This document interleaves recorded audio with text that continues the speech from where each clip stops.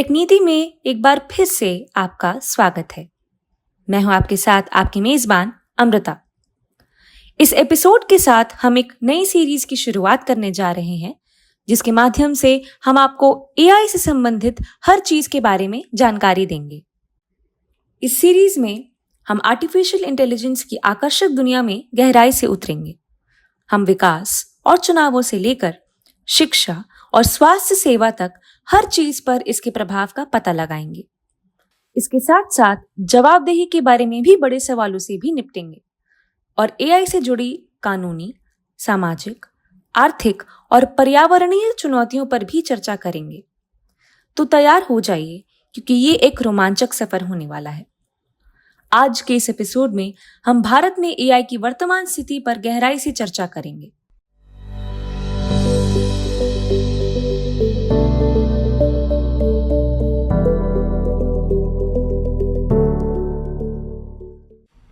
AI सिर्फ एक चर्चा का विषय नहीं रह गया है। ये प्रतिभाशील बढ़त हासिल करने का एक साधन बन गया है। तेजी से आगे बढ़ रहे स्टार्टअप से लेकर सरकारी पहलों तक एआई विभिन्न क्षेत्रों में अपनी छाप छोड़ रहा है। भारत में एआई की फिलहाल क्या स्थिति है, सरकार, उद्योग और बाकी हितधारियों का इस पर क्या कहना है, आइए देखते हैं। अगर गौर से देखें तो भारत की एआई यात्रा इनोवेशन और एम्बिशन दोनों से लैस नजर आती है, जिसमें एक गतिशील स्टार्टअप इकोसिस्टम ने एआई को तकनीकी प्रगति के प्रमुख चालक के रूप में अपना रखा है। एक्सेंचर की एक रिपोर्ट के अनुसार एआई 2035 तक भारत की अर्थव्यवस्था में 957 बिलियन अमेरिकी डॉलर का भारी योगदान दे सकता है। यह देश के वर्तमान सकल मूल्य का 15% है। इसको बढ़ावा दे रहे हैं आधुनिक तकनीक, प्रचुर डेटा, प्रतिभाशाली लोग और पर्याप्त निवेश। लेकिन रुकिए, और भी बहुत कुछ है। एआई सिर्फ एक आर्थिक शक्ति नहीं है, यह हमारे जीवन के हर पहलू को प्रभावित करने वाली एक परिवर्तनकारी शक्ति है।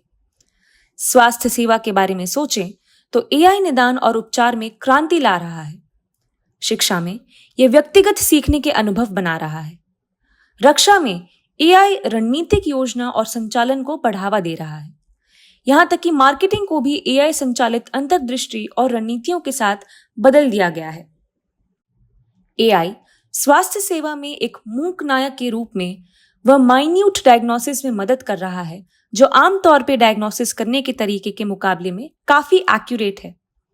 निरम एआई जैसे स्टार्टअप जीवन बचाने के लिए थर्मल इमेजिंग और मशीन लर्निंग एल्गोरिदम का उपयोग करके स्तन कैंसर का जल्द पता लगाने के लिए एआई का भरपूर तरीके से लाभ उठा रहे हैं। अगर हम शिक्षा की बात करें तो आपको क्या लगता है, एआई क्या शिक्षा में क्रांति ला सकता है? अगर इसको गौर से देखें तो शिक्षा भी एआई को खुले हाथों से अपना रही है।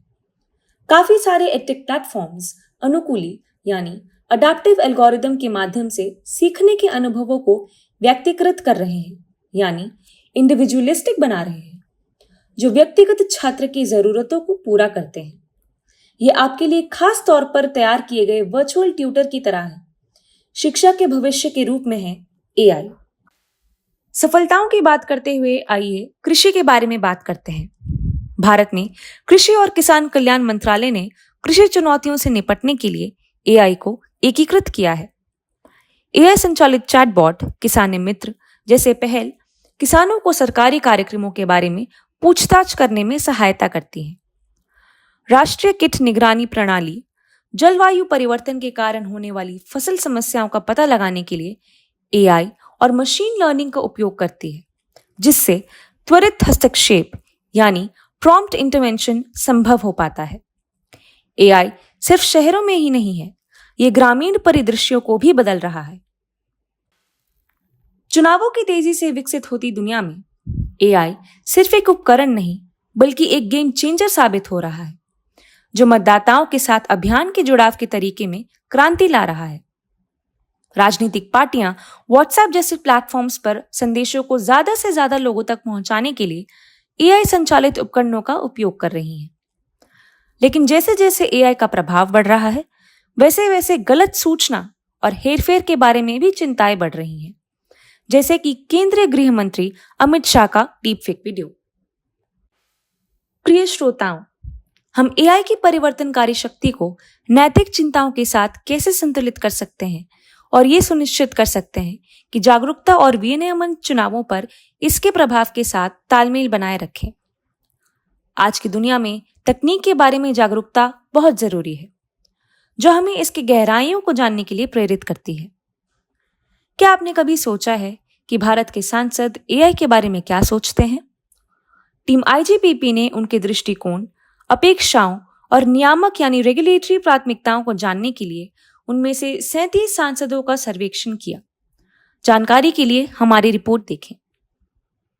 इन सबके बीच शोध यानी रिसर्च और विकास में तेजी आ रही है। आईआईटी और आईआईएससी जैसे संस्थान एआई शोध का नेतृत्व कर रहे हैं और भविष्य के इनोवेटर्स को तैयार कर रहे हैं। एआई शोध को आगे बढ़ाने के लिए आईआईटी बॉम्बे 2018 में आईबीएम एआई हॉरिजॉन नेटवर्क में शामिल हुआ और 2021 में आईबीएम और आईआईएससी बैंगलोर ने IBM IISc hybrid cloud lab launch किया, जिससे हाइब्रिड क्लाउड तकनीकों में सफलता मिली। लेकिन इन सब के बीच चुनौतियों को ना भूलें। डेटा गोपनीयता और एआई एल्गोरिदम में पूर्वाग्रह के बारे में नैतिक चिंताएं बहुत बड़ी हैं। इन परिस्थितियों में सावधानी से आगे बढ़ना भी बहुत जरूरी है, ताकि ये सुनिश्चित हो सके कि एआई सभी को समान रूप से लाभ पहुंचाए। भविष्य ये आशाजनक नजर आती है। निवेश की बाढ़ और प्रतिभा पूल के विस्तार के साथ भारत वैश्विक एआई पावर हाउस बनने के लिए तैयार है। आज के एपिसोड में बस इतना ही। हमने भारत में एआई की गतिशील स्थिति का पता लगाया। एआई के बारे में और जानकारी प्राप्त करने के लिए सुनते रहिए टेक नीति।